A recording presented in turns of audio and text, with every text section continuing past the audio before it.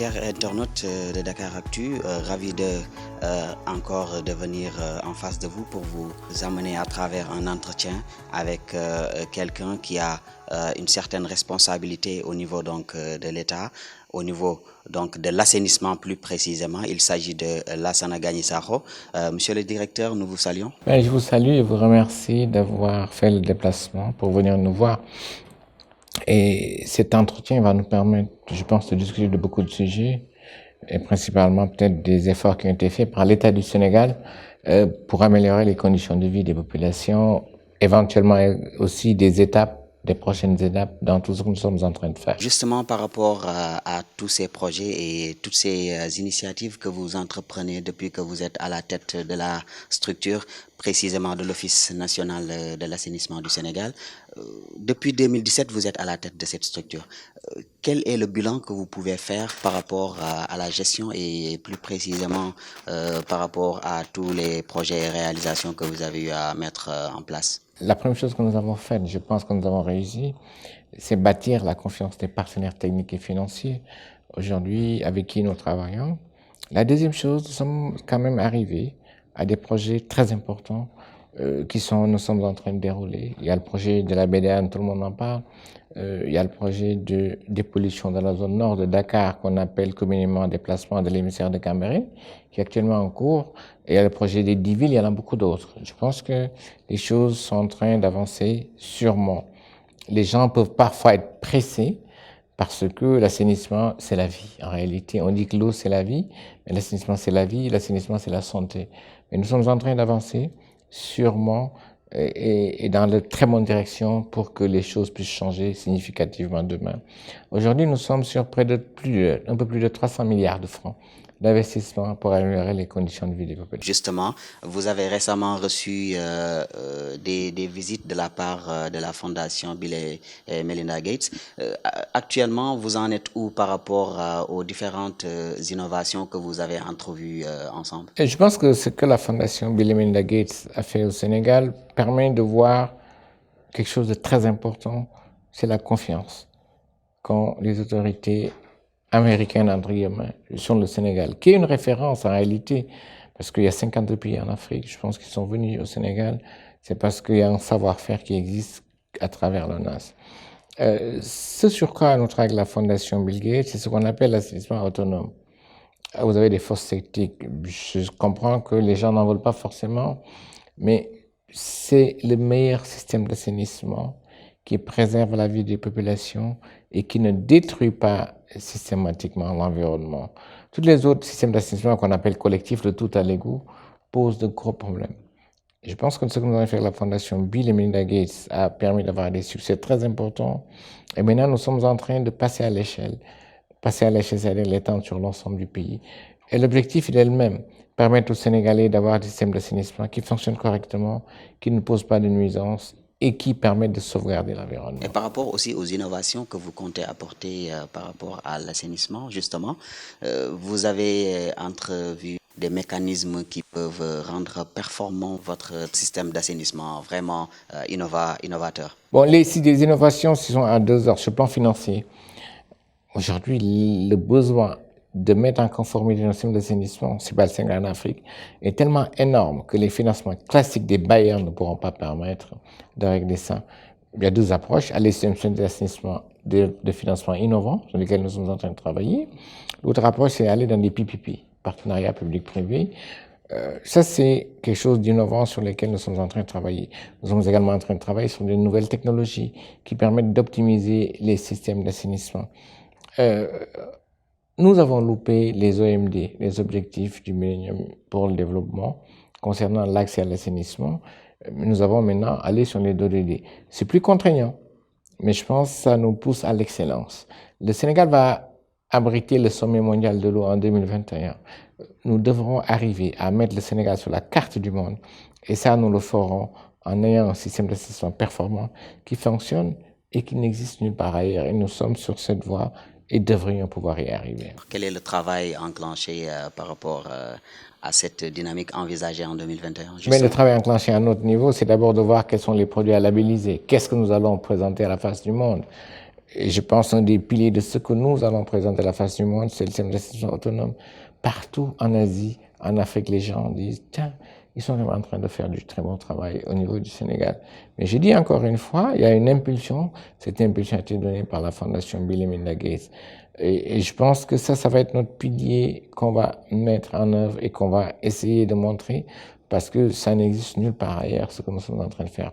Naturellement, il faut avoir la caution du comité d'organisation du Forum mondial de l'eau qui décidera à la fin de la journée qu'est-ce que nous allons présenter, qu'est-ce que nous allons montrer aux autres. Mais à mon humble avis, je pense que ce que nous faisons dans ce domaine, où le Sénégal assure le mentorat de beaucoup de pays africains, je pense que des choses comme ça doivent être montrées à la face du monde. C'est ça qui fera la différence et c'est ça qui fait notre différence en termes d'expertise. D'accord, je vous le rappelle justement, nous sommes toujours en face du directeur général de l'Office national de l'assainissement du Sénégal, M. Lassana Gagny Sakho. Toujours, Monsieur le directeur, dans cette même veine.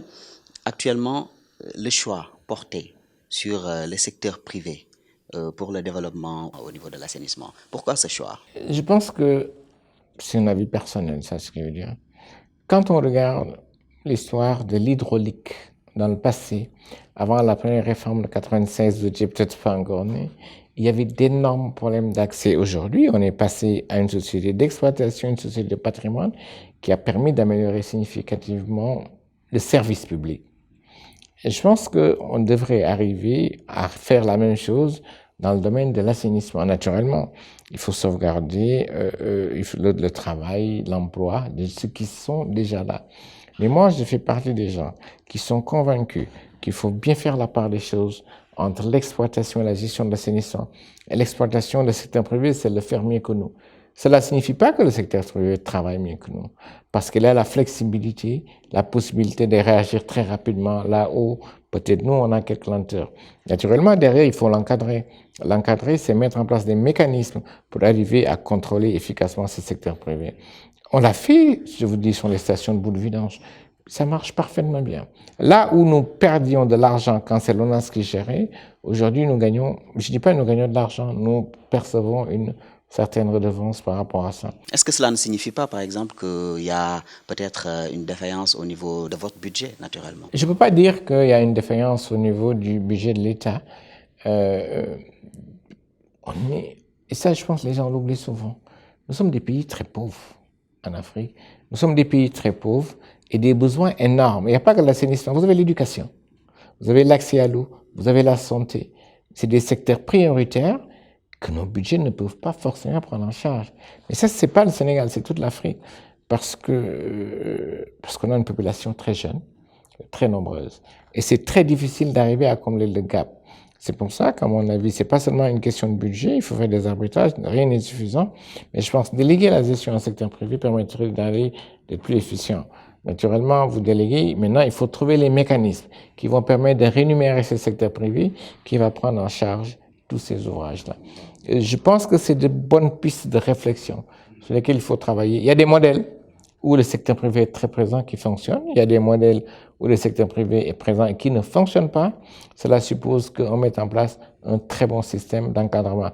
Ce n'est pas une panacée, mais tout dépend de l'approche que nous allons avoir si nous voulons mettre en place un système comme ça. Oui, par rapport toujours à votre engagement, toujours, nous avons vu par exemple un directeur qui est assoiffé de résultats, qui est en quelque sorte quelqu'un de positif.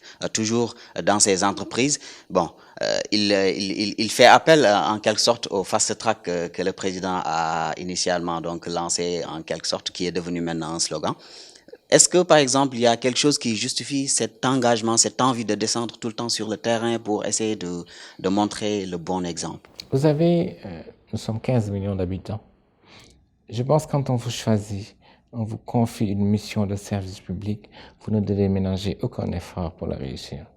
Je ne suis pas le plus intelligent des Sénégalais, loin de là. Je ne suis pas la personne qui a la meilleure éducation des Sénégalais, loin de là. Son Excellence le Président Macky Sall m'a fait confiance, m'a demandé de m'occuper, de gérer l'Office national de l'assainissement du Sénégal. Je dois me donner à fond. Une mission de service public pour moi est un sacerdoce. Et je pense que nous tous devons avoir ce même comportement. Et surtout qu'on a des défis très importants. Je vous ai parlé des problèmes de santé publique que posait l'assainissement. C'est la perception que j'ai. Et moi, venir travailler dans le secteur public au Sénégal, c'est ce qu'il y avait de mieux que j'attendais. J'ai travaillé pendant 30 ans dans le secteur privé avant de venir. Mais je pense que c'est vraiment ma perception. Nous sommes 14 millions, on vous choisit. Je pense que vous devez vous donner au maximum pour non seulement mériter la confiance, mais surtout rendre un service public de qualité aux populations qui sont dans des difficultés énormes dans tout ce que nous faisons. C'est la perception que j'ai. J'essaie autant que possible, dans la limite de mes moyens, d'être proche des populations et d'arriver à exécuter correctement les tâches qui me sont confiées. Quels sont vos projets actuellement et perspectives toujours dans l'office? Moi, j'ai un projet phare, c'est un projet de l'ONAS, on travaille tous dedans. J'aimerais être la personne qui va participer au démarrage des travaux de la baie de Hann. Après ça, je pense que je vais aller me reposer. C'est un projet qui me tient à cœur. Vous savez, c'est ce que je vous dis tout à l'heure, la baie de Hann, c'est Hann, c'est Mbao, c'est Thiaroye. Vous avez dans cette agglomération près de 500 000 personnes qui vivent, qui ont des problèmes de santé publique parce que la nappe est un fleur de peau. Cette baie, c'était la 3e plus belle baie du monde. Aujourd'hui, je pense que c'est une des plus polluées. Nous travaillons avec le secteur privé, mais nous travaillons surtout avec les populations, les collectivités locales naturellement pour arriver à démarrer ce projet que les gens attendent depuis 30 ans. Ça n'est pas quelque chose de... Il faut qu'on arrive à le démarrer. Et cela vous tient à cœur? Et cela me tient à cœur. Je pense que je travaille pour tous les projets, mais celui-là, c'est un projet particulier que je souhaite démarrer avant la fin de l'année. Nous avons beaucoup avancé. Nous sommes sur la bonne voie et je profite pour remercier l'Agence française de développement, la coopération hollandaise et l'Union européenne qui nous ont accompagnés sur un projet qui était à l'arrêt. Et personne n'y croyait que nous allons arriver. Mais je reste persuadé que d'ici la fin de l'année, nous allons poser les premières pierres pour un démarrage effectif de ce projet qui nous tient à cœur. Il y a bien sûr d'autres projets importants. C'est le projet c'est le projet de déplacement de l'émissaire de Cambérène, qui est une doléance très importante. Justement, je voulais juste vous en parler parce que actuellement, cela pose problème au niveau de Cambérène, Yoff. Vraiment, cela préoccupe les populations riveraines.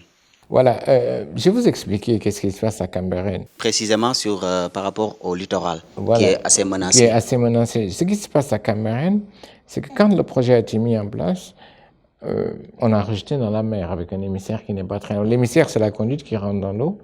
Et le village de Cambérène a été traversé par l'émissaire. On rejette la majorité des eaux usées de Dakar et ce village n'a pas de système d'assainissement. Ça, c'est le premier dysfonctionnement qui a été corrigé. Récemment, on a lancé des travaux d'assainissement d'eau usée de Cambérène, c'est corrigé. Maintenant, il faut déplacer l'émissaire. Les déplacer ailleurs, nous sommes en train de travailler ça. Parce que vous avez ce qu'on appelle la station d'épuration de Cambérène, qui a une capacité de 20 000 m3 jour, qui reçoit aujourd'hui 35 000 m3 jour. Il y a eu des problèmes de planification. On aurait dû dépasser cette étape depuis très longtemps. Ces travaux ont effectivement commencé. Donc, il y a des chantiers qui sont très importants. C'est celui de Cambérène, celui d'ailleurs. Et quand on aura fini la station d'épuration de Cambérène qui est aujourd'hui saturée, ça nous permettra de brancher toutes ces cités. La cité Soleil, une très grande partie des Almadies, Ouakam, Ngor, toutes ces cités pourront maintenant avoir accès à un système d'assainissement quand on aura fini ce travail. Je pense que c'est 2 projets majeurs qui me tiennent vraiment à cœur. Mais la baie de Hann, je pense qu'il y a un lien particulier entre ce projet et moi-même. C'est mon projet phare à moi. Et comme je vous dis, mon ambition, mon souhait le plus ardent, c'est d'arriver à lancer ce projet avant la fin de l'année et je pense qu'après ça, je pourrai aller me reposer. On peut envisager, par exemple, votre ancrage toujours dans l'arène politique. Qu'en est-il exactement? Vous savez, c'est mon avis personnel. Je pense qu'il y a un moment pour parler et un moment pour travailler. Je pense qu'il y a beaucoup d'attentes, il y a beaucoup de promesses que nous avions faites. On peut pas, je ne sais pas comment on fait. Mélanger la politique et le travail, c'est très difficile. Une journée de travail, c'est 10 heures. Si vous en prenez 2 ou 3 ou 4 pour faire de la politique, après, c'est difficile. Je pense que le meilleur vecteur, le meilleur outil de propagande que nous pouvons avoir, c'est de faire des résultats. Ça n'est pas autre chose. Et je pense que son Excellence le président Macky Sall a été élu sur la base d'éléments factuels de résultats. C'est pour ça que quand j'entends tout ce bruit, j'ai mal en réalité. Je pense qu'on doit se concentrer sur notre feuille de route, réaliser les projets. Les Sénégalais sont assez matures pour dire celui-là a fait du bon boulot, il mérite la confiance. Et nous allons vers un dernier mandat et je pense que les attentes sont énormes par rapport aux promesses qu'on avait faites. Je pense qu'il faudrait qu'on se concentre sur ça pour essayer de trouver des solutions. On ne peut pas les empêcher de parler. Les gens vont toujours parler. Et si on les suit, vous allez aller dans ce qu'on appelle une stratégie de diversion. Vous allez oublier votre feuille de route et vous mettre à parler. Vous avez parlé de fast track. C'est dommage que ça se réduise à un slogan. On doit aller vite parce que nous avons des urgences. On doit aller vite parce que les besoins des populations sont énormes. Il faut enlever tous les goulots d'étranglement. Il y a effectivement des goulots d'étranglement qui sont liés au type d'organisation du secteur privé, du secteur public. Il y a des goulots d'étranglement. Je vous dis, quand je donne un projet de la BDN, je pense que ça fait 8 mois que nous sommes dans des procédures de passation de marché pendant 8 mois. Comment vous pouvez faire des choses comme ça? Quand un village a besoin d'eau, vous devez aller dans une logique de procédure de passation de marché. Moi, j'ai soif, je ne peux pas boire. Ça vous prend 5-6 mois. Qu'est-ce que les populations vont faire? Mais tout ça est aujourd'hui encadré par des textes que nous sommes obligés de respecter. Mais je pense qu'il faut aller dans une refonte totale et profonde si nous voulons être performants. Et je pense que c'est ça toute la logique du fast track. Ça peut pas être une mission seulement de son Excellence le président Macky Sall. C'est une interpellation en quelque sorte par rapport même au comportement citoyen qui est actuellement mis en cause, je veux dire, qui est assez banni par rapport peut-être à un certain nombre de comportements que nous voyons chaque jour. Mais il y a même le ministre de l'urbanisme qui descend parfois sur le terrain pour donner de l'exemple à ces citoyens-là pour, n'est-ce pas, préserver leur environnement. Vous qui donc actuellement vous êtes au niveau de l'assainissement, donc en quelque sorte nous pouvons dire que c'est un combat qui vous engage aussi. Oui, je pense qu'on est plus un problème de combat pour l'éducation et la sensibilisation des populations sur les problèmes de comportement citoyen. Ce travail, il ne peut pas se faire dans la rue, il ne peut pas se faire à l'école, il commence à la maison. Nous avons peut-être loupé le coche, notre génération, mais je pense que chacun doit, chez lui, donner les outils, l'éducation qu'il faut à ses enfants pour que d'or on arrête certaines choses. Je vous ai dit une chose, l'État a mis beaucoup d'argent dans l'assainissement, énormément d'argent. Mais si les gens volent les plaques, si les gens déversent tous les déchets qu'ils ont dans les réseaux d'eau usés d'eau pluviale, si comme chez moi à Wakam, à la cité Macky Faye, on branche le réseau d'eau usée dans le réseau d'eau pluviale, mais quand il va pleuvoir, on va avoir beaucoup de problèmes. L'État ne pourra jamais, mais au plus grand jamais, régler tous les problèmes. Il y a des problèmes d'éducation, il y a des problèmes de comportement qui sont essentiels. Et si on ne les règle pas, on aura beau investir, il y aura toujours des problèmes.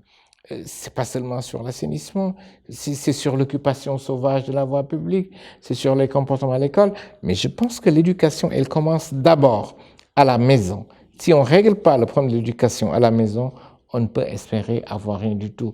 Vous savez, c'est toujours très facile de taper sur l'État, Mais la base, c'est la cellule familiale qui doit montrer le bon exemple, donner aux jeunes, aux enfants que nous avons, le comportement qu'il faut pour qu'on arrive à nous en sortir. Malheureusement, c'est toujours très facile de dire c'est l'État.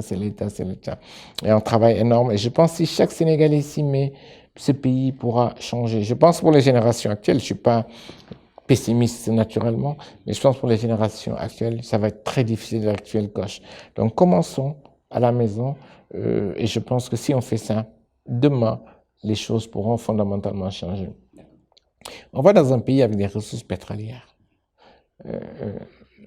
Et je pense que rien pour ça, il faut qu'on fasse très très attention par rapport à plein de discours qui sont en train d'être tenus et par rapport à l'éducation des jeunes. Je pense qu'il faut qu'on arrive à leur donner l'espoir.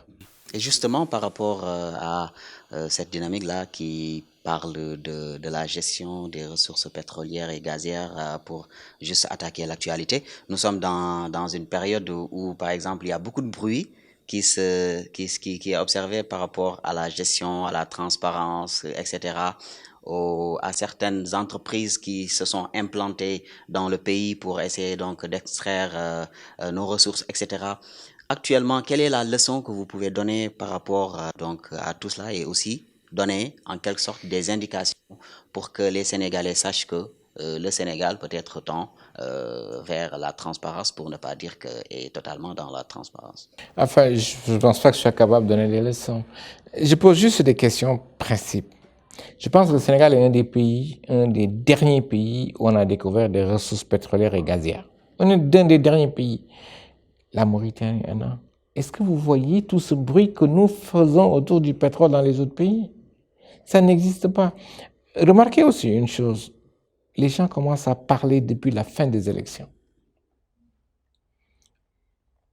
Les Sénégalais ont choisi un président qui a été élu, mais dès le lendemain, j'ai l'impression que c'est une sorte de remise en question. Mais à mon humble avis, je me pose légitimement des questions. Pourquoi maintenant seulement? Pourquoi maintenant? On doit faire très attention. Un pays peut basculer très rapidement. Et je pense que nous avons trouvé ce pays dans certaines conditions. On doit prendre la responsabilité de le laisser dans cette condition-là. Les projets personnels ne doivent jamais être au-devant de ce que nous voulons. Ils disent tous de d'un total. Mais c'est un manque de patriotisme notoire. Aujourd'hui, le Sénégal fait partie d'ensembles sous-régionaux. Un investisseur peut dire, moi, je vais aller investir au Sénégal, je vais aller investir en Côte d'Ivoire, je vais aller investir ailleurs. Ce climat de défiance, ce climat de remise en question de tout, peut empêcher aux investisseurs de venir chez nous. Il ne faut pas rêver. L'État n'a pas pour rôle de créer des emplois, c'est le secteur privé qui doit le faire. Et ces secteurs privés, nous avons à avoir les capacités pour les attirer, pour qu'ils viennent chez nous. Ils ne viennent pas chez nous pour nous voler nos ressources, contrairement à ce qu'on dit. Mais pour qu'ils viennent chez nous aussi, il faudrait qu'il y ait de la stabilité et aussi de la transparence dans la gestion des ressources que nous avons. En fait, pour qu'ils viennent chez nous, il faut qu'on ait un pays stable, un pays sécurisé, un pays où on peut faire des affaires dans de très bonnes conditions. Bon, maintenant, transparence, je ne veux pas me prononcer sur ce mot. Je ne suis pas dans le secret de Dieu. Je ne suis pas un juge pour dire tel est transparent ou pas. Mais ce qui reste certain, c'est que nous sommes dans un tournant très important dans ce pays et que nous devons faire très attention dans ce que nous faisons, dans ce que nous avançons. Ce pays, nous l'avons trouvé, comme je vous l'ai dit tout à l'heure, dans des conditions optimales, avec une paix, avec une stabilité. Il y a 10 ans, le Sénégal n'est pas ce qu'il est. Le Sénégal d'il y a 10 ans n'est pas ce qu'il est maintenant. Et on pousse de plus en plus vers des positions figées, vers des positions très figées. On doit faire très attention. Ce pays nous appartient. La logique pousse-toi que je m'y mette semble, à mon avis, ce qui prédomine le plus. Mais ça ne va rien nous apporter en réalité. C'est la part de l'opposition, vous pensez? Enfin, je ne parle pas d'opposition. Il n'y a pas que l'opposition. Il y a ce qu'on appelle, entre guillemets, pompeusement aussi, ce qu'on appelle pompeusement la société civile. Mais je pense qu'on doit regarder l'intérêt général. L'intérêt général, c'est ce pays et où est-ce que nous voulons qu'il soit dans 10, 20, 30 ans. Le pétrole, on en parle. Le pétrole ne va pas régler tous les problèmes du pays. Il faut aussi qu'on arrête de rêver. Vous avez combien de pays pétroliers en Afrique qui vivent des difficultés très importantes? Tout dépend de la façon dont nous allons gérer ce pétrole-là. Éviter d'avoir des ressources qui dépendent 90% du pétrole. Vous avez certains pays africains qui sont très riches en pétrole, mais vous y allez, vous vous rendez compte, vous vous demandez, mais qu'est-ce qui se passe dans ces pays pour que ça ne fonctionne pas? Le pétrole ne va jamais régler tous nos problèmes. La base d'un développement de tout pays commence par une chose, c'est l'éducation. C'est les ressources humaines. Maintenant, après, il faut aller dans des démarches différentes en termes d'économie. Aller dans une transformation structurelle de l'économie. Transformer les matières premières que nous produisons pour apporter de la valeur ajoutée. Et c'est ça qui va permettre de créer des emplois. Mais ça, c'est pas l'État qui peut le faire, c'est le secteur privé qui peut le faire. National ou international, pour moi, c'est pareil. Mais c'est à ce niveau qu'il faudrait qu'on travaille. C'est pour ça que je pense, encore une fois, c'est très important que nous travaillions tous pour assurer la stabilité du pays. il y aura des élections après. Les gens se présenteront. Et les Sénégalais ont toujours été matures pour dire que c'est cette personne que nous allons désigner pour diriger ce pays. Mais je pense que de grâce, il faudrait que l'on arrête. Ça ne peut pas continuer comme ça. Nous arrivons donc au terme de cet entretien, pratiquement la toute dernière question pour juste parler de votre, par exemple, de votre vision. Est-ce que, par exemple, Monsieur Sakho envisage un autre poste beaucoup plus élevé qu'actuellement ce qu'il est? C'est quoi un poste élevé? On peut servir son pays partout. Vous voyez, vous avez à l'angle de la SONAS, de l'ONAS, un monsieur qui tous les soirs, à 17h, régule la circulation gratuitement. On peut servir son pays partout. Je pense que poste plus élevé, poste plus bas. Élevé par rapport à quoi? Par rapport à l'argent que l'on gagne. Quand on travaille dans un service public, à mon humble avis, c'est pas ce qu'on gagne à la fin de la journée qui est important, mais quelle est la valeur ajoutée que nous apportons aux populations. Je peux servir mon pays partout où je suis. On peut servir son pays en étant dans le bénévolat. On peut servir son pays en accompagnant la jeunesse, parce que c'est là où se trouve le combat. Je ne fais pas de fixation sur une position quelconque. Encore une fois, il y a 14 millions de Sénégalais qui existent. Et peut-être que dans les 14 millions, tu en as 5-6 millions qui sont capables de faire le job que je suis en train de faire. Je ne suis pas le plus intelligent, je ne suis pas le plus éduqué, je ne suis pas la personne qui a le plus de baraka. Je pense que je bénéficie de la confiance de son Excellence le président Macky Sall. Et je l'en remercie vivement parce qu'il m'a permis d'accomplir un rêve. Mon rêve, ça a toujours été de dire comment je peux, quelle valeur ajoutée je peux apporter à mon pays en venant au service. Parce que j'ai bénéficié de beaucoup de choses. J'ai fait partie des gens qui ont bénéficié des bourses de l'État du Sénégal. J'ai fait partie des gens qui ont bénéficié du système de santé de l'État du Sénégal. Et je pense que le minimum à faire, c'est de rendre ce que cet État nous a donné. C'est pour ça que je suis là. Nous allons vous laisser donc dire à la prochaine à nos chers internautes de Dakaractu. Je vous remercie d'abord et je vous félicite. Je pense que vous faites un excellent travail. La question que je pose toujours, à quand votre chaîne de télévision? Je pense que c'est bien de pouvoir équilibrer, d'avoir des chaînes qui soient différentes, qui permettent aux gens de faire forcément le choix. Je ne sais pas, je pense que la question que je pose à des gens de Dakaractu, c'est à quand votre chaîne de télévision? Je pense que c'est temps maintenant de faire le saut et d'aller plus loin. D'accord, merci à vous aussi par rapport à cet entretien et aussi à la disponibilité. Vraiment, et nous vous remercions, vous aussi, nos chers internautes, et nous vous donnons rendez-vous très prochainement pour un autre numéro avec un autre entretien. Merci.